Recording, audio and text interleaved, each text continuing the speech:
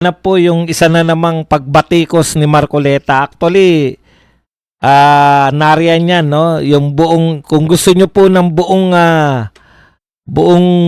yung si Marcoleta mismo yung nagsasalita sa kanyang privilege speech, binanatan po ni Marcoleta lahat ng mga ginagawa o hindi ginagawa ni Lacson bilang chairman ng Blue Ribbon Committee, no? Marami pong dapat ginawa si Lacson pero hindi niya ginawa bilang Blue Ribbon Chairman.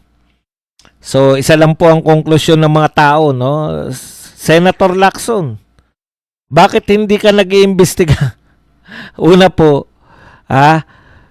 sa lahat po ng committee ng Senado, Blue Ribbon lang po ang pangunahing layunin o kaya tinayo ay para mag-imbestiga ng mga katiwalian sa gobyerno.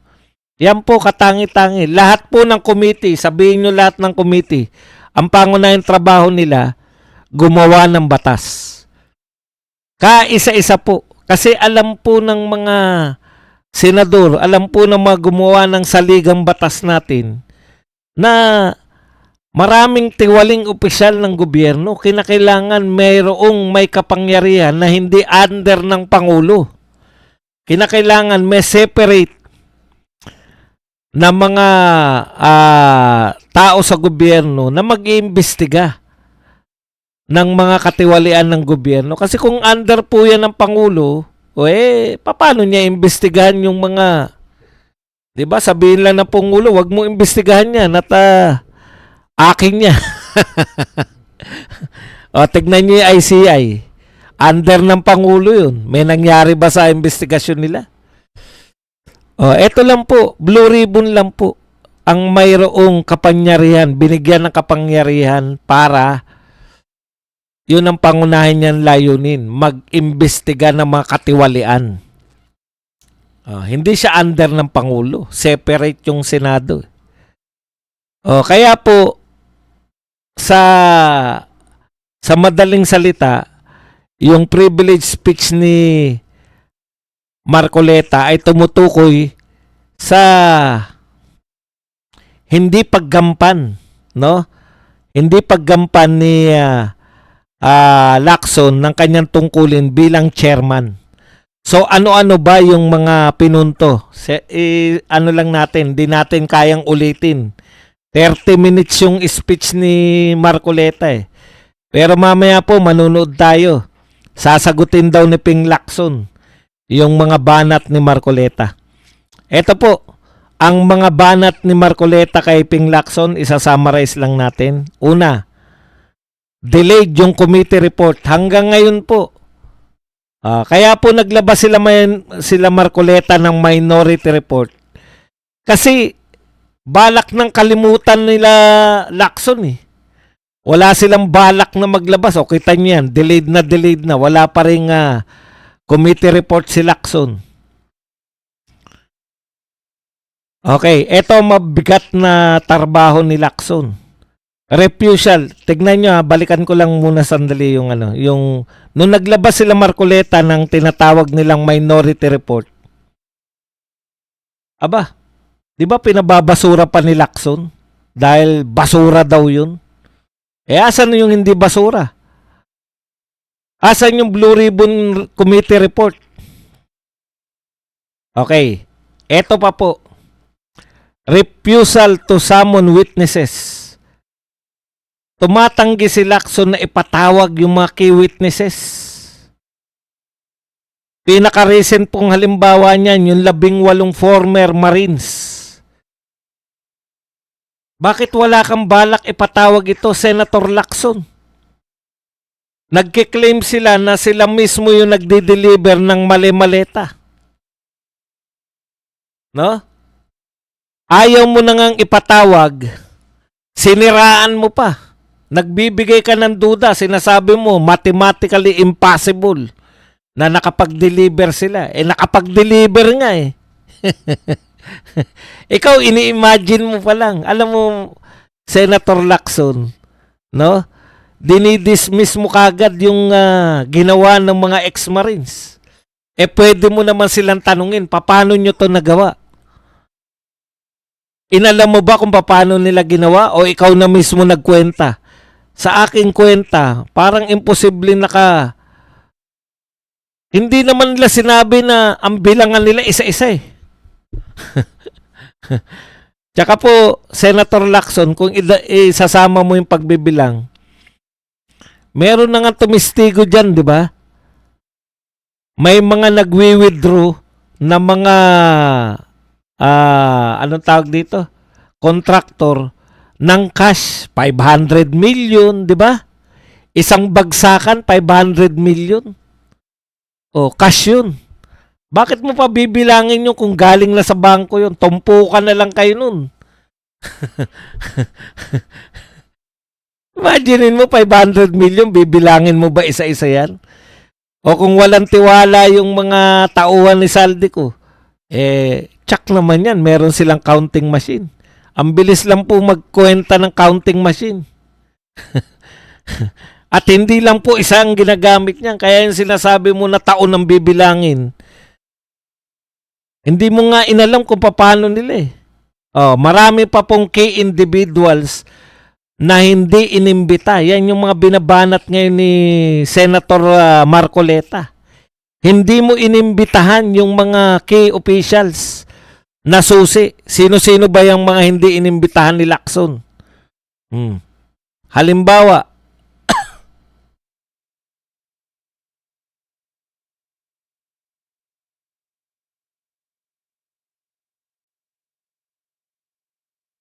nabura ko na yata.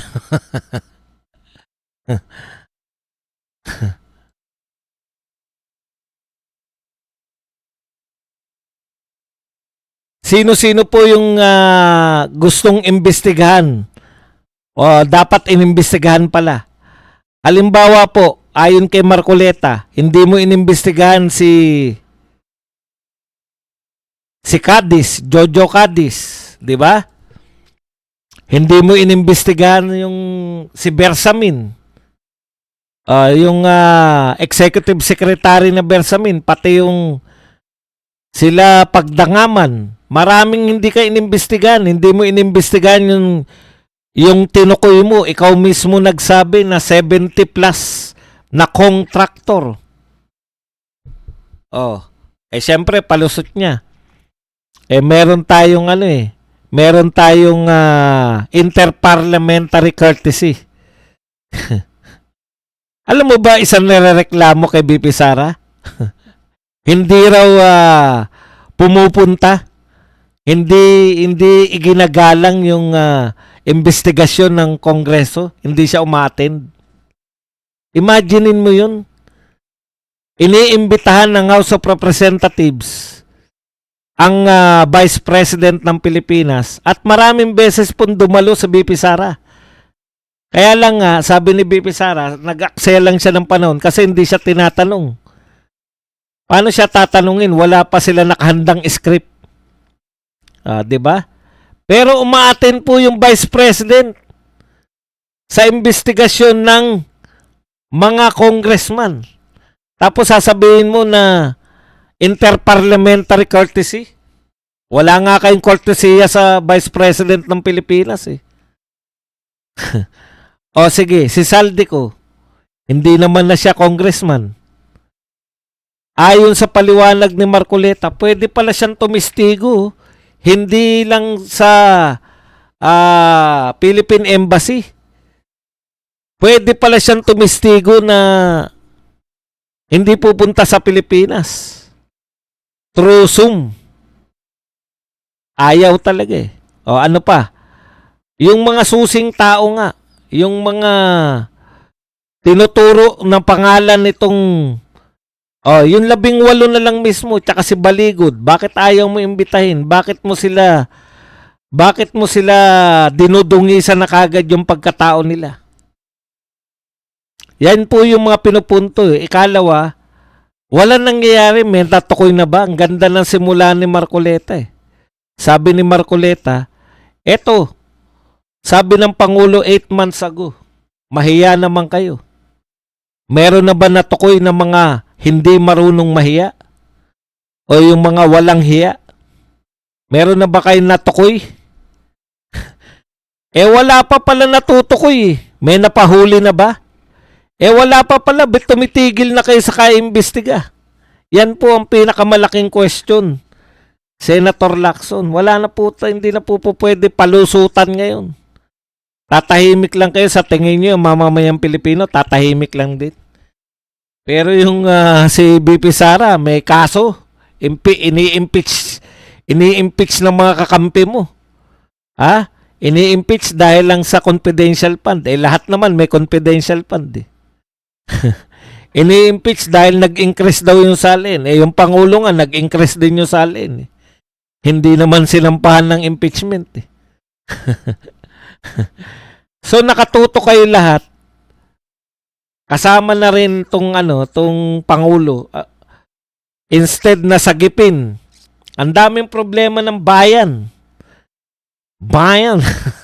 Pero imbes na problemahin ninyo kung paano iuwi yung ating mga OFW na gustong umuwi. Hindi naman lahat gustong umuwi niyan. Pero dapat meron silang option.